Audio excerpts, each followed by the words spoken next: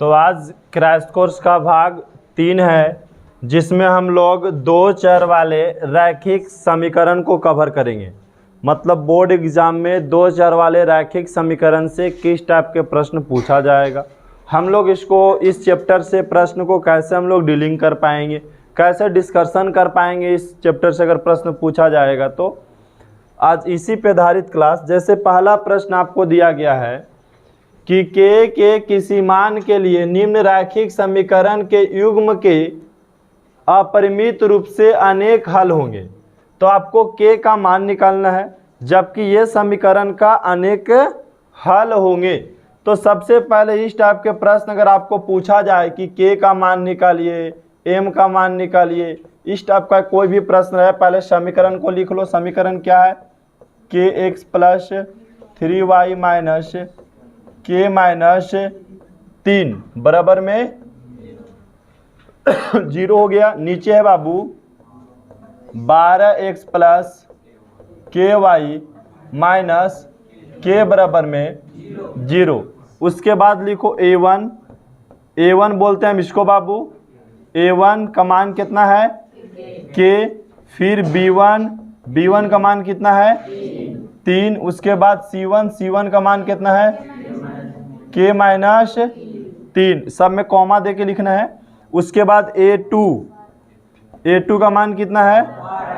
12 plus b2 का मान कितना है? के। और c2 का मान कितना है? माइनस के। ठीक है, यहाँ भी माइनस लिख सकते हैं, किसी को दिक्कत यहाँ पे। अब बोला कि ये समीकरण का अनेक हल है, तो अनेक हल कहने का मतलब a1 बाई a2 बराबर b1 बाई अब बराबर c1 बाई c2 होता है। अब बताए a1 का मान के और a2 का मान बराबर b1 का मान और c1 का मान b2 का मान के बराबर माइनस के माइनस 3 और बटा में माइनस कितना? के। तो हमको निकालना है के का मान, तो सिर्फ हम इसी को गुना कर देते हैं। के और के गुना करेंगे तो के स्क्वायर, और 12 और 3 गुना करेंगे तो 36 हो जाएगा। अब यहाँ पे बोल सकते हैं कि सर के स्क्वायर बराबर हमको 36 जब पता लग गया तो स्क्वायर को उधर भेज देंगे, तो के बराबर क्या हो जाएगा? अंडर रूट 36 कट जाएगा, तो के का मान क्या आएगा? 6 आएगा। के का मान क्या आ जाएगा? तो आपसे के का मान पूछा गया था इसमें, तो के का मान कितना चलाया है? 6 चलाया है, तो 6 बोल देंगे। कभी कभी ऐसा होता है बाबू कि के का मान के जगह पी का मान ऐसी समीकरण दे देगा, के के जगह पी का भी देगा, कभी एन देगा, कभी एम देगा, लेकिन इसी टाइप का प्रश्न लगभग रहता है। आते हैं दूसरा में हम लोग समीकरण निकाय 6x प्लस 5y बराबर 11 एवं 9x प्लस 10y बराबर 21 को ब्रज गुणन विधि से हल करें। मतलब अगर बोर्ड एग्जाम में बढ़िया से देखे तो ब्रज गुणन विधि का चर्चा हमेशा होता है, और ग्राफ विधि तो 100% होता है। ठीक है, इसलिए ग्राफ आज नहीं ला करके एक दिन स्पेशल ग्राफ का क्लास हम लाएंगे। आज ग्राफ को पूरा हटा दिए इससे, क्योंकि ग्राफ ये पूरे क्वेश्चन को डिस्टर्ब कर देता। तो आज हम लोग 4 विधि को ही देख पाएंगे आज के क्लास में। ठीक है, तो आपको 2 चर वाले रैखिक समीकरण का युग्म दे दिया गया है, और पूछ क्या रहा है? इसको ब्रज गुणन विधि से हल करना, जबकि ये समीकरण को हम लोग 5 विधि से हल करने के लिए जानते हैं। कितना विधि से? लेकिन सबसे अगर चर्चित कोई प्रश्न है तो कौन होता है? ब्रज गुणन विधि होता है। कौन होता है? तो सबसे पहले देखो, बहुत ईजी होता है ब्रज गुणन विधि। लिख दो ऊपर से देख करके 6x प्लस 5y अब बराबर की उस 11 नहीं, इधर ले लाओ, माइनस 11 बराबर क्या बचेगा? 0। उसी प्रकार सेकंड समीकरण को उतारो 9x प्लस 10y और उसको इधर लेके चलाएंगे तो माइनस 21 बराबर में क्या हो जाएगा? 0। इसमें भी उसी प्रकार लिखो a1 का मान कितना हो जाएगा? ये a1 का मान हो गया, कॉमा दीजिए, b1 का मान पूछे तो 5 हो गया। और उसी प्रकार अगर आपको c1 का मान पूछ दे तो माइनस 11, ये c1 का मान हो गया। अब देखिए a2 का मान कितना हो गया? 9 हो गया, कॉमा दे करके b2 का मान कितना हो गया? 10 हो गया। अब कॉमा देके C2 का मान कितना हो गया, -21 हो गया। ठीक है, और कौन विधि से हल करना है, ब्रज गुणन विधि से हल करना है। तो फार्मूला भी बहुत इजी है। यहाँ लिखो B1, कहाँ से शुरू करो, B1 के बाद क्या होता है, ऐसा करो, एक और तरीका है फार्मूला हमको एकदम इजी करने का। तो यहाँ पे लिखो x लिख दिए, यहाँ पे लिखे y और यहाँ पे लिखे 1, या ये अभी नए भी लिखेंगे तो कोई दिक्कत नहीं है। यहाँ से खाली लिखो पहले B1, B के बाद होता है C, तो C1 लिखिएगा। B के बाद क्या होता है, C के बाद फिर आता है कौन, A, उसके बाद फिर कौन आता है, B। बस पहला पकड़ना है कि हमको B1 होता है, B के बाद होता है C के बाद फिर आइएगा A के बाद फिर कहाँ चल जाइएगा, चारे को लिखना है। और ठीक नीचे आइएगा तो फिर क्या लिखिएगा, B2, क्या लिखेगा, B2, फिर अगला क्या होगा, C2, फिर अगला क्या होगा, A2, उसके बाद B2। इतना लिख लेंगे, इतना लिखने में किसी का दिक्कत नहीं। अब क्रॉस गुना करना है। क्रॉस गुना कैसे करना है बाबू, तो भाई देखो भाई, यहाँ से यहाँ पहले गुना करना, ठीक है, और यहाँ से यहाँ गुना करना और दोनों के बीच अंतर कर देना जिससे x का मान निकलेगा। फिर यहाँ से यहाँ गुना करना, फिर यहाँ से यहाँ गुना करना, फिर यहाँ से यहाँ गुना करना और यहाँ से यहाँ गुना करना। ये देखिए x के लिए हो जाएगा, ये y के लिए हो जाएगा और ये 1 के लिए हो जाएगा। किसी का दिक्कत यहाँ पे। अब हम फार्मूला लिखते हैं, x है ना ऊपर में बाबू, x लिख दिए। अब क्या बोले, पहले हम इसको गुना करेंगे, B1 गुने C2, अब बीच में बोले अंतर मतलब माइनस, फिर कितना, B2 गुने C1।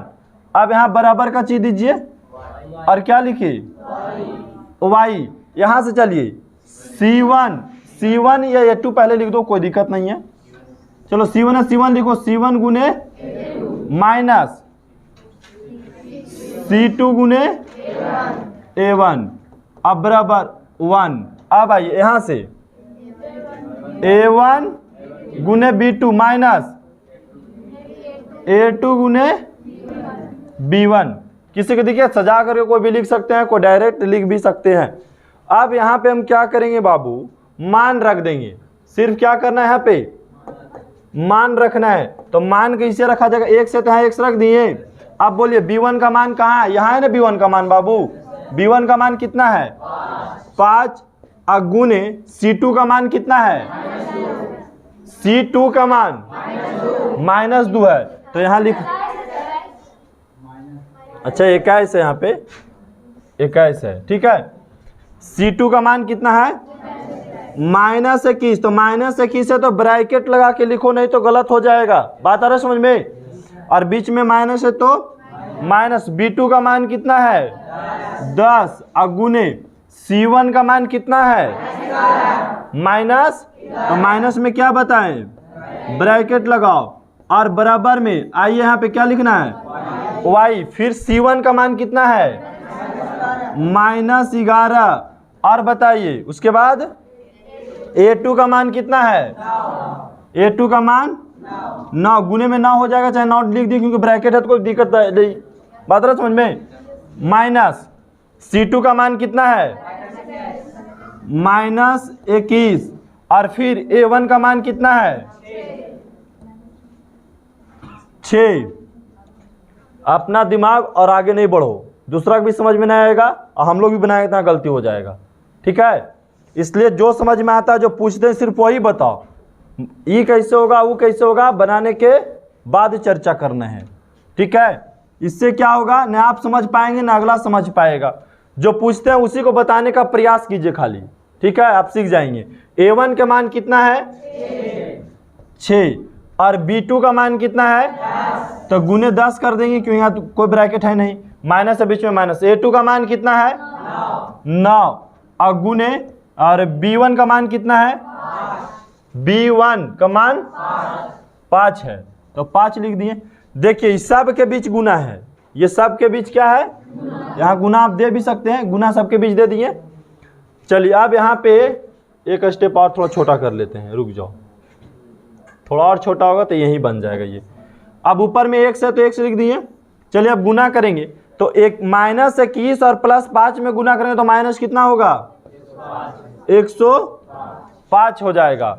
अब 11 और 10 में गुना करेंगे तो -110, लेकिन ब्रैकेट से जैसे ही बाहर निकलेगा तो प्लस क्या हो जाएगा 110 हो गया यहाँ पे। चलिए बराबर में 9 और -11 गुना किए तो -99 और 6 और 21 गुना किए तो 126 माइनस में, और जबकि बाहर में भी माइनस है तो क्या हो जाएगा +100।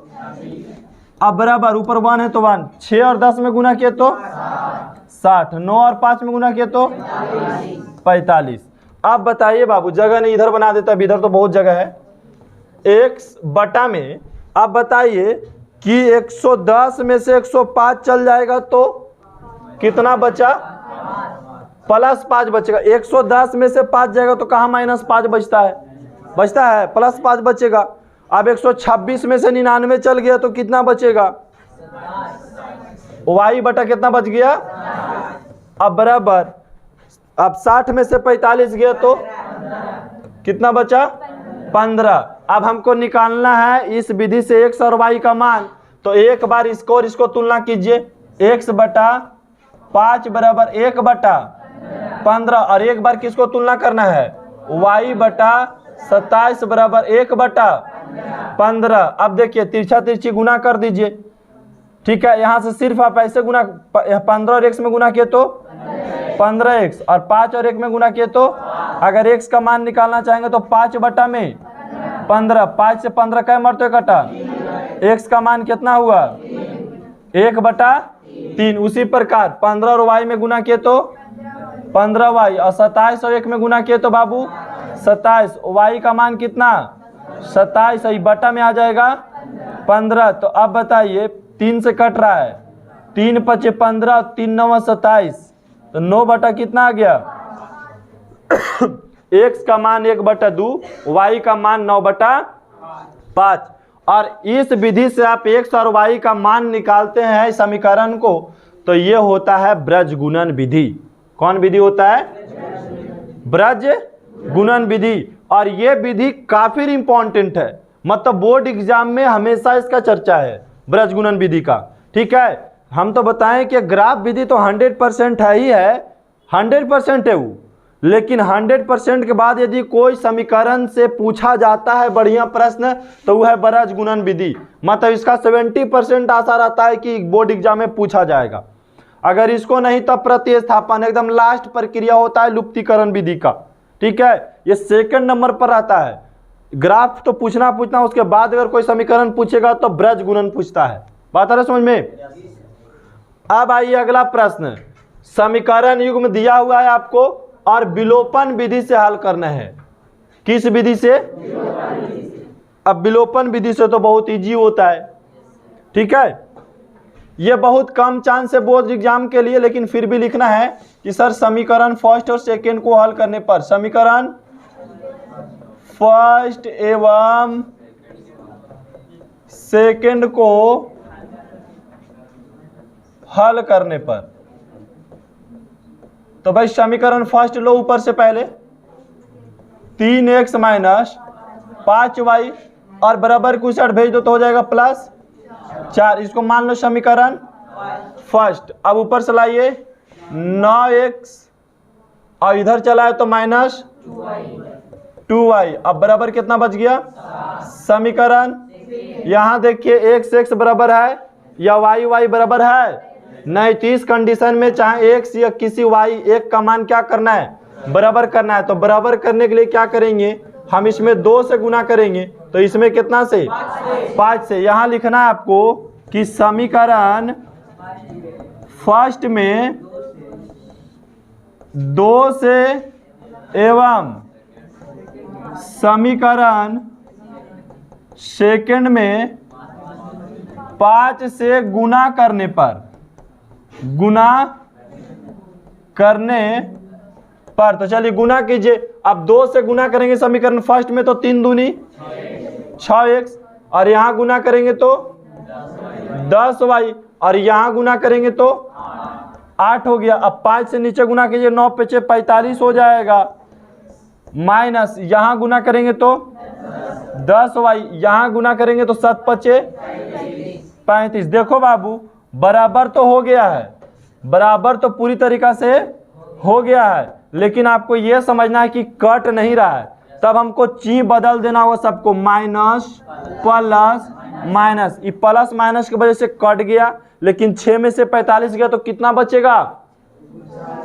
6 में से 45 गया तो माइनस 39 एक्स बचा। अब बराबर की साइड बताइए, 8 में से 35 गया तो माइनस कितना आएगा? माइनस 27 आएगा। तो माइनस 27 लिख दिए। अगर x का मान पूछा जाएगा तो क्या बोलिएगा? माइनस 27 बटा में माइनस 39, माइनस से माइनस काट दे और 3 से भी कटेगा, 3 से कटेगा तो नीचे 13 हो जाएगा, 3 से कटेगा तो ऊपर, तो x का मान कितना हो गया? 9 बटा 13 हो गया। x का मान 9 बटा 13 हो गया। ठीक है, बगल में यहां लिख देते हैं कि समीकरण फर्स्ट में x बराबर 9 बटा 13 रखने पर, समीकरण फर्स्ट में भी रख सकते हैं, समीकरण सेकेंड में भी रख सकते हैं। तो फर्स्ट कितना है ये कोई भी रख सकते हैं, ठीक है। 3x माइनस 5y बराबर में, तो 3 गुने x की जगह पे 9 बटा अब माइनस 5y बराबर में कितना? 4। तो यहाँ गुना करेंगे तो 9 तिया 27 बटा माइनस 5y बराबर में 4। इसको हम उधर भेज देते हैं तो माइनस 5y बराबर 4 माइनस कितना हो जाएगा? 27 बटा 13। अब बताइए बाबू उधर क्या करना होगा? एलसीएम लेना होगा, 13 हो जाएगा। 1 से 13 में भागा देंगे तो 13 आएगा, और 13 चक्को कितना होता है? 52 माइनस 27। भिन्न का घटाव बनाए यहाँ पे, किसी को दिक्कत? अब बताइए 52 में से 27 गया तो कितना बचेगा? 25 बचेगा। कितना बचेगा? 25 बटा 13। अब ये माइनस 5 को बटा में ले लाए हम, तो y बराबर कितना हो जाएगा? 25 बटा 13 गुने माइनस 5 से 5 मर तो ये कट गया, इसका मतलब y का मान कितना आया? माइनस 5 बटा कितना? 13 आ गया। तो y का मान माइनस 5 बटा 13, x का मान 9 बटा 13। और ये विधि का नाम क्या है बाबू? विलोपन। लेकिन ये विधि एग्जाम के सबसे एकदम लो पैटर्न बनाएगा, तब पूछा जाएगा। लो पैटर्न एकदम, ठीक है। एकदम समझ लेना कि अगर एग्जाम में लो पैटर्न का प्रश्न आ रहे हैं तब इस प्रकार के समीकरण पूछा जाता है। अगला प्रश्न हम लोग आएंगे। यहां पे देखिए ये क्वेश्चन भी अपने आप में इंपॉर्टेंट है।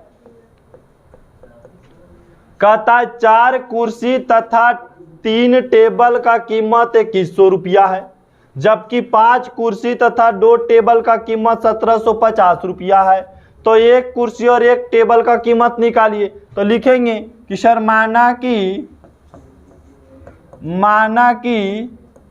एक कुर्सी, यहाँ एक ऐसा लिख देते हैं, एक पहले कुर्सी है ना, एक कुर्सी का कीमत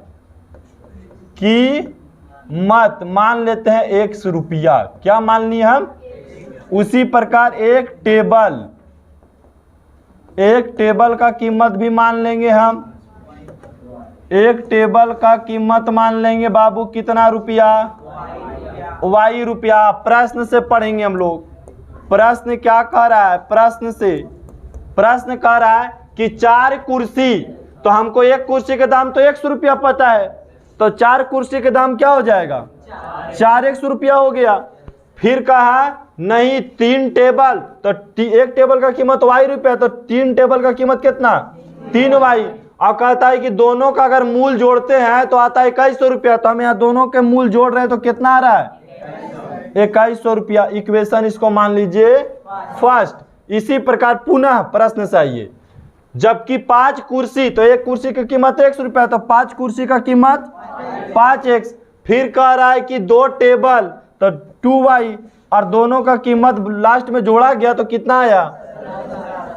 1750 रुपया समीकरण सेकेंड। यहाँ पे देखिए विलोपन विधि से ही हम बना देंगे।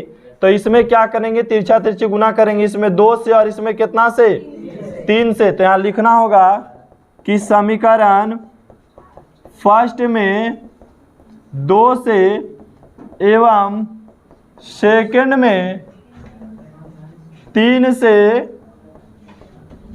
गुना करने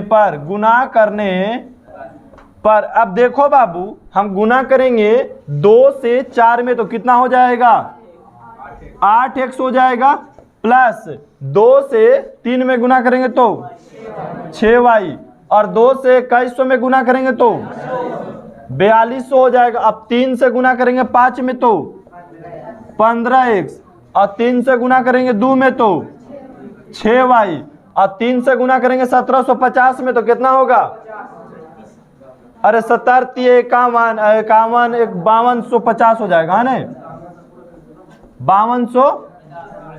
5250 होगा, हाँ 5250 हो जाएगा। अब देखिए, अब ची बदलना होगा तो कट जाएगा, सबका माइनस कर देंगे तो ये कट गया। अब 8 में से 15 गए तो कितना बचा, -7x बच गया। और यहाँ बताइए 4200 में से 5250 चल गया तो कितना बचा, कितना, -1050। इसको छोटा कर देते हैं। और चलिए अब देखेंगे x का मान निकालेंगे बाबू, तो -1050। अब बटा में माइनस कितना, माइनस से माइनस कट गया, x का मान आ जाएगा 7 से 1050 कटता है, देखो 7 से 1050 कट रहा है भाई, 7 एकम 7 हो जाएगा, तो बच गया 3 और 5, तो 7 5 35, मतलब 150 मरतबे कट रहा है। कितना मरतबे, तो x का मान कितना आ गया, 150 आ गया। उसी प्रकार हमको समीकरण फर्स्ट में रख देना है। समीकरण फर्स्ट में x बराबर कितना रखना है हमको, 150 रखने पर, 150 रखने पर, तो बाबू समीकरण फर्स्ट यहाँ है, तो 4 गुने x की जगह पे कितना रख रहे हैं, 150 प्लस 3y, अब बराबर में 2100 गुना करेंगे तो कितना हो जाएगा, 600 प्लस 3y, अब बराबर में कितना, 2100। अब देखिए 3y अब बराबर 2100, आई 600 बराबर के उस साइड चल जाएंगे तो माइनस हो जाएगा 600। अब 3y बराबर 2100 में से 600 गया तो 1500। अब y का मान यदि निकालेंगे तो 1500 बटा में 3 कटेगा तो कितना आएगा, 500 आ जाएगा। y का मान कितना हो गया बाबू, 500 रुपया हो गया। अब हमको क्या पूछा था कि एक कुर्सी का कीमत, तो एक कुर्सी का कीमत को हमने क्या माना था, एक कुर्सी का कीमत को क्या हम लोग बोले थे, कीमत बोले थे 100 रुपया, तो x का मान कितना आया, 150 रुपया हो गया। उसी प्रकार एक टेबल का कीमत निकालिए, एक टेबल का कीमत निकालेंगे बाबू, तो एक टेबल का कीमत कितना, y रुपया बोले थे, तो y कितना आया, 500 रुपया हो गया।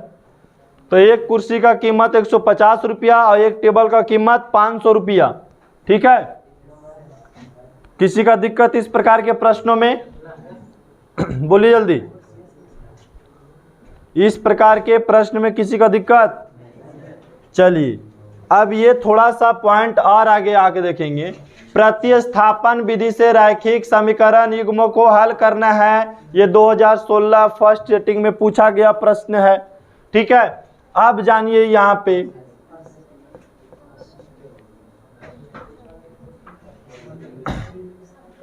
कौन विधि से हल करना है, प्रतिस्थापन। प्रतिस्थापन में पहले एक समीकरण को हल किया जाता है, कितना समीकरण, हाँ तो लिखो समीकरण फर्स्ट को हल करने पर, तो बताओ बाबू समीकरण फर्स्ट कितना है, 3x माइनस 5y बराबर में 20 हो गया। है हमरे है नहीं, दिमाग काम करता है। अब यहां पे देखो समीकरण फर्स्ट कितना है 3x माइनस 5y बराबर 20। अब बताओ बाबू यहां क्या करना है, तो प्रतिस्थापन विधि में चाहे x का मान निकाल लो चाहे y का मान निकाल लो, तो हम कोशिश करेंगे x का मान निकालने के लिए। किसका मान? तो भाई 3x अब बराबर 20, y को उधर भेज देंगे तो प्लस हो जाएगा 5y। अगर x का मान सिर्फ निकालेंगे तो 20 प्लस 5y बटा में चलाएगा 3 चलावेगा। ठीक है, अब यहाँ पे क्या लिखेंगे कि समीकरण सेकंड में x बराबर 20 प्लस 5y बटा 3 रखने पर, अब आखिर ऐसा क्यों बाबू हम, तो देखिए यहाँ प्रतिस्थापन का मतलब क्या है कि समीकरण फर्स्ट का कोई एक मान x चाहे y ले आकर के सेकंड में बैठा देना है। बैठाने का मतलब स्थापित कर देना है। तो समीकरण सेकंड हमको क्या पता, x प्लस 2y अब बराबर में 3, जहां पे x है वहां पे ये चीज को हम लिख देंगे 20 प्लस 5y अब बटा में 3 और प्लस कितना है 2y अब बराबर में 3 हो गया। अब कुछ नहीं करना है, तो आप नीचे 1 मान करके एलसीएम भी ले लीजिए। तो एलसीएम लेंगे तो पता है क्या होगा 3 हो जाएगा। कितना हो जाएगा 3। ये तो सेम लिखा जाएगा ऊपर 20 प्लस 5y, बीच में प्लस है तो प्लस, लेकिन 1 से 3 में भागा देंगे तो 3 और 3 दूनी 6y यहाँ पे हो जाएगा। यहाँ पे हम कुछ नहीं किए, भिन्न के जोड़ बना दिए। बराबर में कितना है 3। अब देखिए 20 प्लस 6 और 5 11y बटा में 3 अब बराबर 3 बटा कुछ नहीं तो 1 मान लिए। अब क्रॉस मल्टीप्लिकेशन करेंगे, तिर्यक गुना जिसको बोला जाता है। 1 से हम इसमें गुना करेंगे तो कितना आएगा 20 प्लस 11y और 3 से 3 में गुना करेंगे तो 9। अब 11y बराबर 9 उधर चल जाएगा तो -20, तो 11y बराबर घटेगा तो कितना आएगा माइनस, तो y का मान -11 बटा में 11 आ गया नहीं, 11 से 11 कट गया तो y बराबर कितना आया -1 आ गया। तो y का तो मान आ गया, y का मान आ गया। अब इसमें रख दीजिए x का y का मान, y बराबर -1 रखने पर इसको समीकरण हो सकता है आप थर्ड मान सकते हैं भी। ठीक है, थर्ड में रखने पर। तो अब बताइए x बराबर 20 प्लस 5 गुने y के जगह पे कितना -1 बटा में 3, x बराबर 20 आई गुना करेंगे तो -5 बटा में 20 में से 5 गए तो 15 बटा में 3 से 15 कै मर्तबे 5 मर्तबे कट गया। तो देखिए ये था प्रतिस्थापन विधि। ठीक है, सबसे पहला स्टेप आपको हम बार बार बता रहे हैं आज के क्लास में ग्राफ, सेकंड पे ब्रज गुणन, थर्ड पे आता प्रतिस्थापन और चौथा पे आता है विलोम सब। ठीक है, लेकिन ये 3 को इंपॉर्टेंट है, ब्रज, प्रति और ग्राफ। ब्रज, प्रति और ग्राफ, ये 3 को बहुत अच्छा से आपको बनाना है। ठीक है, अब रह गया कि आप प्रयास कितना करते हैं। हम क्या कर रहे हैं आपको कि जो पीछे हम क्लास, क्योंकि हम लोग ये पढ़े होंगे तो आज से 6 महीना पहले पढ़े होंगे ये सब चीज़, तो 6 महीना के बाद हो सकता है कि बहुत सारा स्टूडेंट भुला गया होगा। तो क्रैश कोर्स का मतलब होता है कि एक चैप्टर का पूरा रिवीजन कर लेना। थोड़ा थोड़ा प्रश्न अगर सर बताएंगे तो हम लोग तो पढ़ ले हैं, तुरंत उसको पकड़ लेंगे और फिर पकड़ करके तुरंत रिवीजन कर लेंगे। इसीलिए क्रैश कोर्स लाया जाता है कि लोग के पूरा चैप्टर इसमें नहीं पढ़ाना है, कुछ कुछ प्रश्नों को पढ़ा देना है जिससे पूरा प्रश्न आपका पकड़ा जाए और एग्जाम में फिर आप बना पाएँ और मेहनत लगा करके पढ़ पाएँ। ठीक है, अब इस पे क्या होगा कि आप ग्राफ पे कितना प्रश्न बनाते हैं, प्रतिस्थापन पे घर में जाके कितना प्रश्न बनाते हैं, अभी मेहनत रखे। सबसे जो आज टफ होमवर्क होगा आज का ही होगा, क्योंकि आज एक प्रश्न उठाएंगे तो 5 विधि से बनेगा। ठीक है, तो थोड़ा सा यहाँ पे फार्मूला भी हम लोग देख लेंगे बाबू। शर्त क्या है, ये फार्मूला इस चैप्टर का बहुत इंपॉर्टेंट होता है। कहने के मतलब a/d does not equal to b/e, या तो आपको अभी हम नहीं समझाई इस टाइप का, तो यहाँ फिर से समझिए।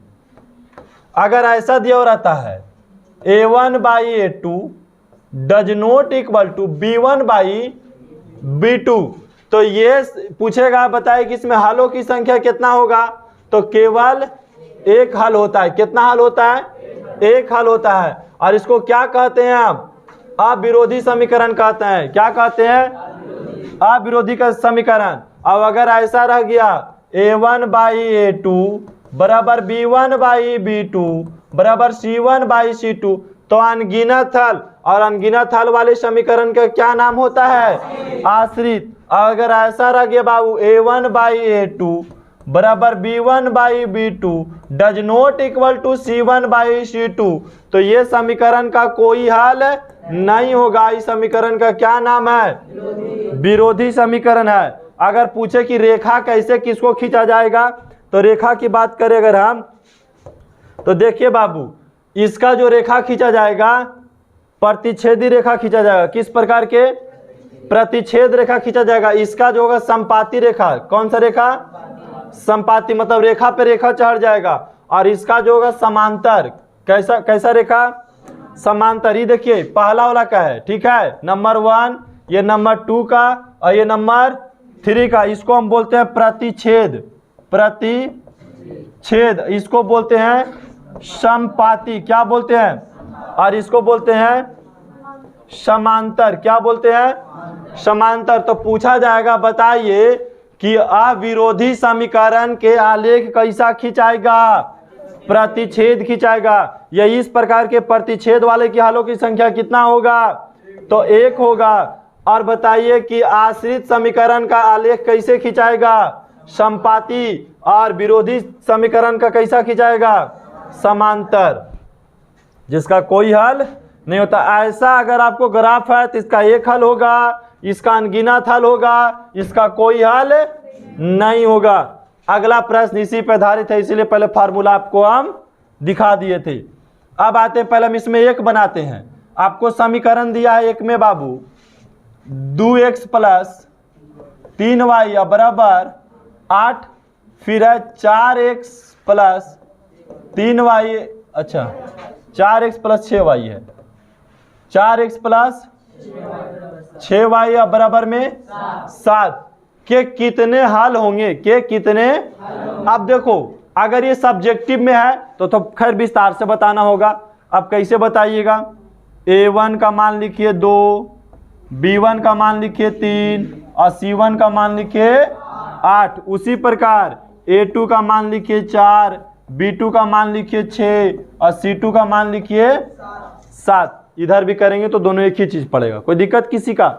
क्योंकि बराबर की शर्त लाएंगे तो भी कोई डिफरेंट नहीं पड़ने वाला है। अब हम देखेंगे लिख करके क्या है। तो भाई 2/4, 3/6, 8/7, ये कट गया तो 1/2, ये भी कट गया तो 1/, ये तो नहीं कटेगा। इसका मतलब ये बराबर हो गया, लेकिन ये बराबर नहीं हुआ। तो पहला बराबर और दूसरा बराबर नहीं है, तो कितने हल होंगे?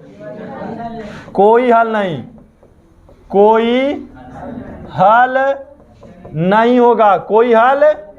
अब दूसरा के हम शॉर्ट में बनाते हैं बाबू, इक्वेशन लिखते खाली x प्लस 2y माइनस 8 बराबर 0, फिर यहाँ लिखिए 2x प्लस 4y, इधर चला है तो माइनस 16 बराबर में 0। यहाँ देखिए इसका आगे 1 है और बटा में 2, 2/4 और माइनस 8 माइनस 16, ये 1 तो 2 ही है, ये कटेगा तो भी 1/2, ये भी कटेगा तो प्लस 1/, तीनों बराबर हो गया। तो तीनों बराबर होता है तो हलों की संख्या क्या हो जाएगा? अनगिनत। ऑब्जेक्टिव के लिए समझा रहे हैं खाली, ठीक है। तीसरा नंबर पे आएंगे। 2x प्लस 3y बराबर में 7, और फिर नीचे कितना है? 6x प्लस 5y बराबर में 11, 2/6, 3/5, 7/11, ये कटेगा तो 1/3, 3/5 और 7/, ये बता, ये दोनों आपस में बराबर है? ये भी बराबर है? नहीं। तो बताइए इसका हलों की संख्या कितना होगा? 1 हल होगा, 1 हल होगा। तो इस प्रकार से इक्वेशन देकर के ऑब्जेक्टिव में ऐसा प्रश्न भी पूछने का संभावना रहता है। तो इस टाइप के भी प्रश्न को आप क्या करेंगे? क्लियर कर लेंगे, ठीक है। यहाँ तक किसी को कोई प्रॉब्लम्स? अब आइए अगला प्रश्न में। यह देखिए सारणी को भरने वाला रेयर केस पूछता है। एकदम पूछे कि नहीं के बराबर पूछने का संभावना है, लेकिन ग्राफ में इसका अहम भूमिका होता है।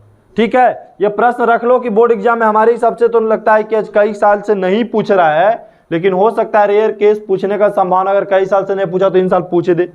ठीक है, इसलिए इस टाइप का भी प्रश्नों को हम लोग रखो यहाँ पे कंप्लीट करके। अब समझिए बाबू, यहाँ पे कैसे कंप्लीट करेंगे भाई, तो कह रहा है x बराबर 0, ऊपर समीकरण दे दिया है 4x माइनस 3y बराबर, x के जगह पे 0 रखिए तो y का मान क्या आएगा, तो x के जगह पे हम 0 रख दें। अब माइनस 3y बराबर 12, गुना करेंगे तो बाबू 0 माइनस 3y बराबर 12। अब यहाँ तो माइनस 3y बच गया, तो y का मान निकालेंगे 12 बटा में आ जाएगा -3, 3 चौको y का मान कितना आया -4, भर दिए यहाँ पे। उसी प्रकार से इक्वेशन में कितना दिया हुआ है 4x माइनस 3 गुने y के जगह पे रखना आप कौन चीज 0, बराबर में 12, इसी इक्वेशन में। ठीक है, तो 4x यहाँ गुना करेंगे तो 0 बराबर 12, यहाँ तो आ जाएगा 4x और बराबर में 4 तिया 12, x का मान 3 आ गया, बटन भी ला के काट सकते हैं, वहाँ भी काट सकते हैं हम लोग। ठीक है, तो यहाँ कितना भरा जाएगा 3 भरा जाएगा। और आज यहाँ देखिए आखिरी इसमें भरने के लिए x की जगह पे कितना रखना हमको, तो 4 गुने 6 हो जाएगा बाबू, माइनस 3y बराबर में 12, 6 चौको 24 माइनस 3y बराबर 12, माइनस 3y बराबर 12, ये उधर चल गया तो -24, माइनस 3y बराबर 12 में से -24 गया तो -12, माइनस से माइनस यहीं काट सकते हैं, और 3 चौको 12, मतलब y का मान 4 भरा जाएगा। बताइए, इस प्रकार से अगर भरना रहेगा तो आप भर लेंगे, और इस टाइप से भरना जानेंगे तभी आपसे ग्राफ वाला भी प्रश्न बनेगा। ठीक है, चलिए, और अगला थोड़ा सा और कुछ फार्मूला, ये फार्मूला हम लोग पीछे देख चुके हैं। यदि एक दूसरे के प्रतिच्छेद करे तो कौन समीकरण, अविरोधी समीकरण, कौन समीकरण कहलाएगा, अविरोधी समीकरण कहलाएगा, और साथ में उसका केवल एक हल होगा। अगर एक दूसरे के समांतर बन रहा है तब विरोधी और उसका कोई हल नहीं होगा। एक दूसरे के संपाती रेखा बन रही है तब आश्रित समीकरण युग्म कहलाएगा और अनगिनत हल होगा। वहां पे भी हम लोग देख चुके थे। यहाँ पे आते हैं हम लोग, और आज का आखिरी सवाल है ये। ठीक है, आज का आखिरी प्रश्न ये है, और यहां से निकालना है हमको किसका मान बाबू, p का मान। समीकरण कितना दिया है, px प्लस 2y बराबर 5, 3x प्लस y बराबर 1। यहां से लीजिए a1 का मान p, b1 का मान और c1 का मान 5। अब आइए a2 का मान, अब b2 का मान और c2 का मान 1। अब यहाँ पे देखेंगे, यहाँ 1 है बाबू, y लिखा गया 1। अब यहाँ पे देखेंगे फार्मूला क्या बोल रहा है, इसे देखना है। P के ऐसे मान ज्ञात कीजिए जिसके लिए निम्नलिखित समीकरण निकाय का एक अद्वितीय हल है। अद्वितीय हल मतलब एक हल है, अद्वितीय हल मतलब उसका फार्मूला क्या होता है, a1 by a2 does not equal to b1 by b2, यही ना फार्मूला होता है। तो a1 का मान कितना है p, और a2 का मान कितना है 3, और डज नॉट इक्वल टू, तो डज नॉट इक्वल टू का चीज दे दिए। फिर b1 का मान 2 और b2 का मान 1। अब तिरछा तिरछे गुना करेंगे, 1 और p में गुना करेंगे तो कितना आएगा, p आएगा। डज नॉट इक्वल टू चाहिए तो डज नॉट इक्वल टू, 3 दूनी 6। कहने का मतलब कि p का जो मान होगा वो 6 के बराबर नहीं होगा, बाकी सब हो जाएगा। p का मान यही आ गया। तो आज के प्रश्न में आप लोग को कितना मेहनत करते हैं, और बोल सकते हैं आज और आने वाला एक दिन जो होगा, जो ग्राफ छोड़ करके, इसमें हम इस चैप्टर में एक प्रश्न छोड़े हैं, बड़ा इंपॉर्टेंट प्रश्न जो हमेशा 5 नंबर की चर्चा करता है। सीधा कितना नंबर की, 5 नंबर की। इसलिए 5 नंबर के क्लास के लिए हम पूरे छोड़ दिए हैं। जितना भी चैप्टर से 5 नंबर प्रश्न पूछा जाता है, 5 नंबर का प्रश्न क्रैश कोर्स के हम 16वां दिन लाएंगे।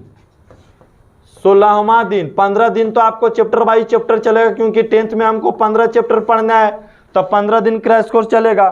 16वां दिन खाली 5 नंबर वाला प्रश्न लाएंगे हम लोग सब चैप्टर से। जैसे इसमें से छोड़ दिए ग्राफ को हम लोग, क्योंकि 5 नंबर का प्रश्न था। त्रिकोणमितीय को आता है जो लॉन्ग प्रश्न, वो भी 5 नंबर का होता है। हाई डिस्टेंस को आता है 5 नंबर। तो जो 5 नंबर का प्रश्न पूछता है और 5 नंबर के कितना कितना बड़ा प्रश्न पूछता है उसको हम लोग एक दिन देखेंगे, ठीक है। इसलिए 5 नंबर के लिए यहाँ पे डिस्टर्बेंस अभी हम लोग नहीं कर रहे हैं।